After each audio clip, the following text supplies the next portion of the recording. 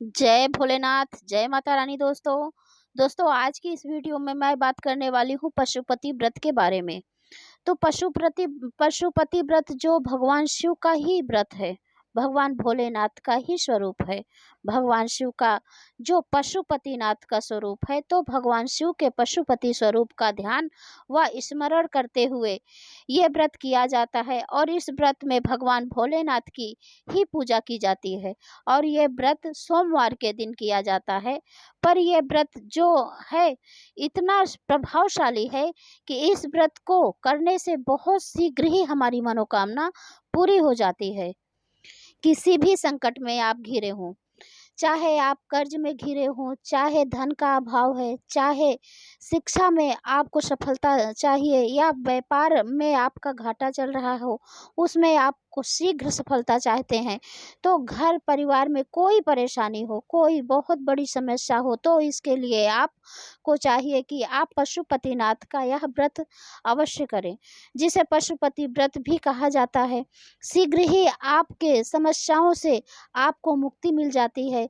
ये व्रत विवाहित जीवन में आपके परेशानी आ रही है, तो वैसे जैसे दाम्पत्य कोई ऐसी परेशानी है जो कि कभी कभी तलाक तक बात आ जाती है, तो ऐसी स्थिति में भी अगर आप पशुपतिनाथ का यह व्रत करते हैं, तो आप भगवान से प्रार्थना करते हैं अपने वैवाहिक जीवन को सुखमय बनाने के लिए, तो निश्चय ही आपको बहुत जल्दी ही कृपा प्राप्त होती है। विवाह में कोई बाधाएं आ रही है या विवाह में बहुत अधिक देरी हो रही है और आप ये व्रत पूरे निष्ठा भाव से करें, आपको जरूर सफलता प्राप्त होगी। अगर संतान प्राप्ति में कोई बाधा आ रही है या किसी और कामना से आप व्रत करना चाहते हैं और भगवान शिव की आराधना करना चाहते हैं, तो आप को पशुपति व्रत का जरूर पालन करना चाहिए और पशुपति व्रत आप जरूर करें, धारण करें।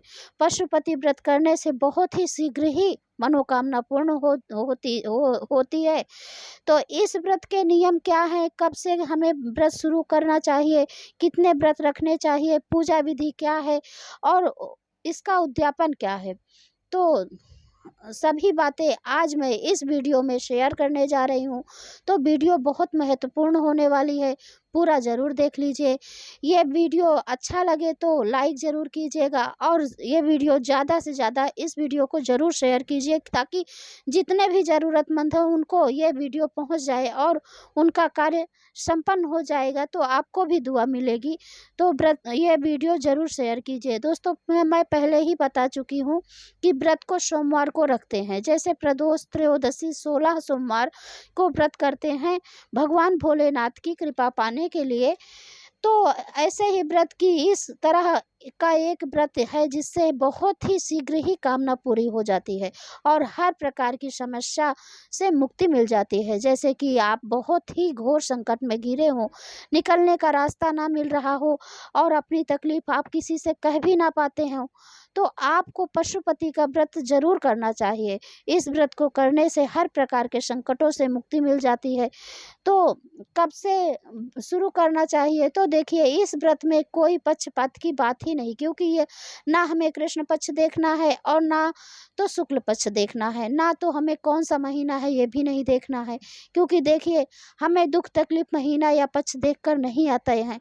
और जिन भगवान का व्रत करने जा रहे हैं वो तो परम कृपालु एवं दयालु हैं। उनके मंदिर या उनके दर पर जाने के लिए हमें समय वार कोई नहीं देखना पड़ता, महीना नहीं देखना पड़ता कि कौन से महीने हैं या कौन से दिन है। उनका तो 12 बजे के बाद मंदिर भी ऐसा नहीं होता कि जो उनका पट बंद हो। हर देवताओं का पट 12 बजे के बाद बंद हो जाता है, उनका हमेशा खुला रहता है। अपने भक्तों के लिए वो हमेशा तत्पर रहते हैं, बस उन्हें पूर्व समर्पण और भक्ति भाव से बुलाने की देरी है। तो दोस्तों सोमवार को व्रत रखना है और आप किसी भी महीने से रख सकते हैं, किसी भी पक्ष से, कृष्ण पक्ष हो या शुक्ल पक्ष, बस आपके मन में पूर्ण निष्ठा होनी चाहिए, पूर्ण समर्पण का भाव होना चाहिए। पशुपतिनाथ, ये आपके सिवा मेरा यह संकट कोई दूर नहीं कर सकता, आपके सिवा मेरा और कोई नहीं है, बस आप ही इस मेरे संकट को दूर कर सकते हैं, ये मन में आपके भाव होना चाहिए।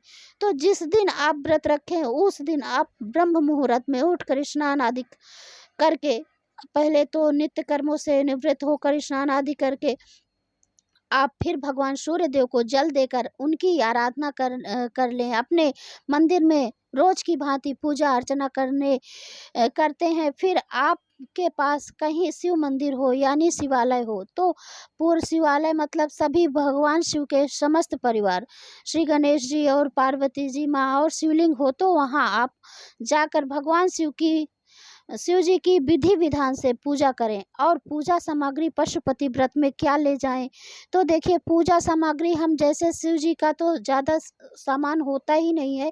बस एक थाली लेंगे, उसमें धूप दीप अक्षत रोली, भगवान का चंदन लाल या सफ़ेद आप ले सकते हैं, काला तिल और पंचामृत एक लोटे में, और जल गंगा जल भी ले सकते हैं, बेलपत्र भांग धतूरा भी ले सकते हैं और फल ले लें भोग लगाने के लिए। फिर दोस्तों आप मंदिर लेकर ये थाली जाएं और गंगा जल लोटा का पानी ये सब तो आप लेके ही जा रहे हैं, साथ में ही ज़रूर लेके जाना। और हाँ, सामग्री थोड़ा बढ़ा कर लेना चाहिए ताकि आपको दोनों समय की पूजा में काम आ जाए। क्योंकि शाम को हमें ज़्यादा नहीं वो करना है, सिर्फ़ एक ही बस थोड़ा जल या पंचामृत थोड़ा घटा तो बस उसी को आपको शाम को लेके जाना चाहिए जो कम पड़ गया है तो। और पुष्प और कुमकुम इत्यादि ये सब हमारा सुबह का ही होना चाहिए। फल इत्यादि ले सकते हैं। आपको भोजन शाम की पूजा के बाद ही करना है, तो आपको दिन भर हो सके तो मन ही मन में ओम नमः शिवाय का मंत्र जपते ही रहें। और फिर शाम को जो आप थाली लेकर गए थे वही थाली सेम, और उसमें जल पंचामृत सब ये सब लेकर जाएं और विधि विधान से भगवान शिव की पूजा जैसे सुबह किए थे वैसे ही शाम को भी करें। 6 मिट्टी का दिया इस बार शाम को थाली में आप 6 मिट्टी का दिया लेकर जाएं। और हलवा किसी भी चीज़ का आप बना लीजिए, या तो कुट्टू के आटा का हो गया या सिंघाड़े का आटा हो गया, या तो आप चावल की खीर भी बना सकते हैं, या आटे का हलवा। ऐसा आप लेके बना के हलवा लेके जाए, एक पात्र में लेकर जाएं। वहाँ जाकर शिव जी के मंदिर के सामने भगवान भोलेनाथ के सामने आप 3 भाग कर सकते हैं। दोने में या तो किसी पात्र में आप रख कर 2 भगवान शिव को समर्पित करेंगे और एक अपने लिए वापस थाली में लेकर आएंगे। और भगवान को पंचामृत ये सब अभिषेक करें, वो जल चढ़ाएं, चंदन फूल इत्यादि जो लेके गए हैं सारी सामग्रियाँ चढ़ाएं, विधि विधान से आप पूजन करें।